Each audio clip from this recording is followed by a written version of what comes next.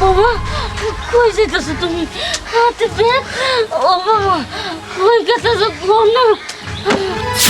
পাসারুন তো, আপনি আমার পা কেন ধরছেন? শুনুন, আমি আপনাকে সাফ সাফ একটা কথা বলে দিচ্ছি, আপনার দাসী বান্দি হয়ে আমি এই বাড়িতে আসিনি।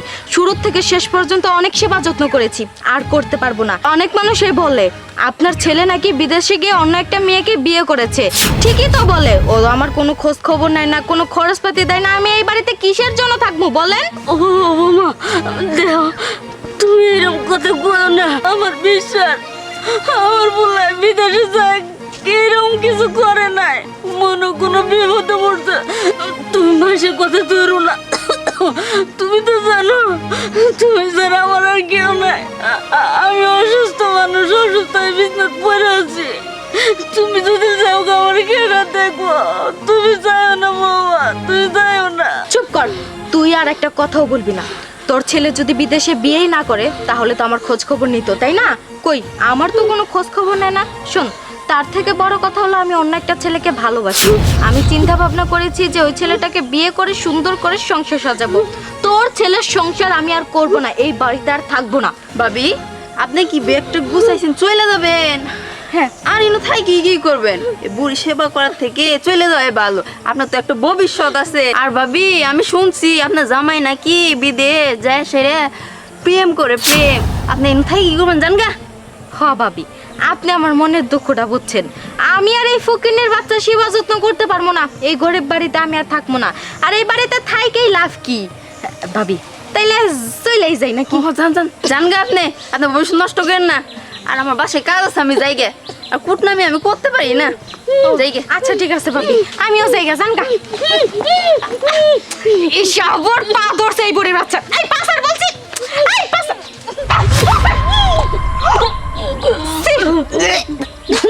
চলোর ফকিনের বাচ্চা কে?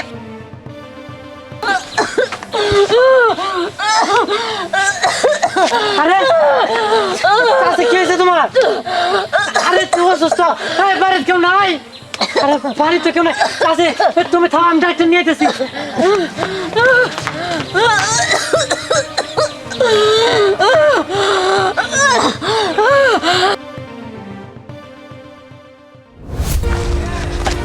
আরে দাঁড়া, আরে পাগলের মধ্যে দৌড়াই কই যাচ্ছিস? আরে শিশির ভাই, তুমি বিদেশ থেকে আয়া পড়ছো? শিশির ভাই সর্বনাশ হয়ে গেছে গা। হ আইছি, কিন্তু কি সর্বনাশ হয়েছে? তোমার মায়ের আছে না, নাক দিয়ে মুখ দিয়ে রক্ত বাড়িতেছে।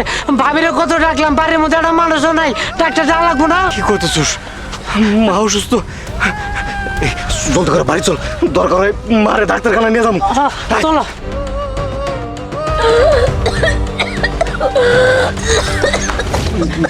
মা, মা তোমার কি হলো? এই দেখো মা, আমি আছি। বাজান, তুই আইসিস বাজান। এতদিন কই আসলি বাজান?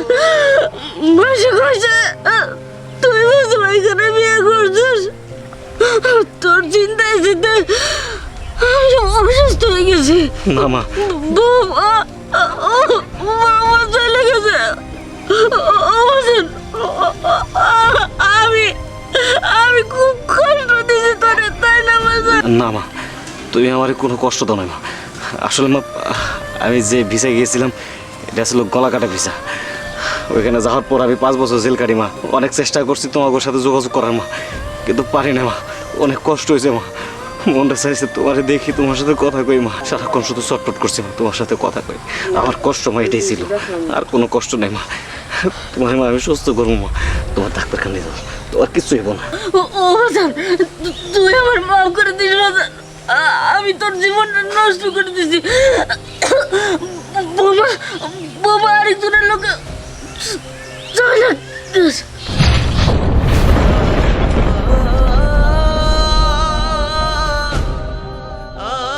শিশির ভাই, চাচি তো কথা কইতেছে না। আমার মনে হয় চাচি তো আর নাই। মা, মা,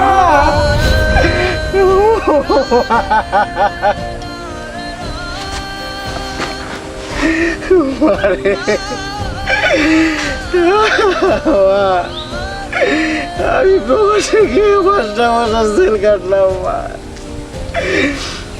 বিদেশ থেকে বড় মুখটা দেখা লাগলো মা।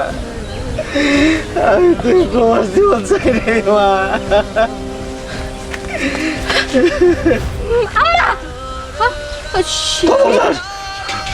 খবরদার, তুই ওই পাপিষ্টা হাত দিয়ে আমার মায়ের ছবিটা, আমার মায়ের তুই মায়েরা পালাইছ। আরে কি করে নাই তোর জন্য, আমি তোর সুখের কথা চিন্তা করে আমি দেশ চাললাম, আর তুই তোর সুখের কথা চিন্তা করে আমার করে চাললি। তুই একটা ডাইনি, তুই ডাইনি। আবার আইসস কেন আমার মরা মারে দেখতে, তামাশা দেখতে? চইলা যা, চইলা যা, নইলে আমার ইচ্ছা করতেছে তোরে আমি কুম করে পালাই। আমি তোর কুম করে পালাই, চইলা যা তুই। না শিশির, তুমি আমাকে মাফ করে দাও। দেখো শিশির, আমি আমার নিজের ইচ্ছাতে কোনো কিছুই করি নাই। পাড়ার প্রতিবেশী তো বলে তুমি নাকি বিদেশ গিয়ে আর একটা বিয়ে করছো, এর জন্যই তো তুমি আমাদের কোনো খোঁজ খবর নাও না। আর আমি যেই ছেলেটাকে ভালোবাসছিলাম, আমি তো ভাবছিলাম যে ওই ছেলেটা আমাকে সত্যি ভালোবাসে, কিন্তু না, ও আমার টাকা পয়সাকে ভালোবেসেছিল, আমাকে না। আমি যখন টাকা পয়সা সোনা দানা নিয়ে ওর কাছে যাই, তখন ও আমার টাকা পয়সা সোনা দানা সব কিছু নিয়ে আমাকে ওইখান থেকে তাড়িয়ে দেয়। বলে তোর মতো বিবাহিত মেয়েকে আমি বিয়ে করব, তুই কি আমাকে বোকা ভাবছিস? শিশির, তুমি আমাকে মাফ করে দাও, আমি আমার ভুলটা বুঝতে পারছি। প্লিজ শিশির, তুমি আমাকে মাফ করে দাও। করতাম মাপ, আমি করতাম যদি তুই অন্যায় করতি, ভুল করতি, কিন্তু তুই ভুল করস নাই। তুই কোন করছস আমার মারে?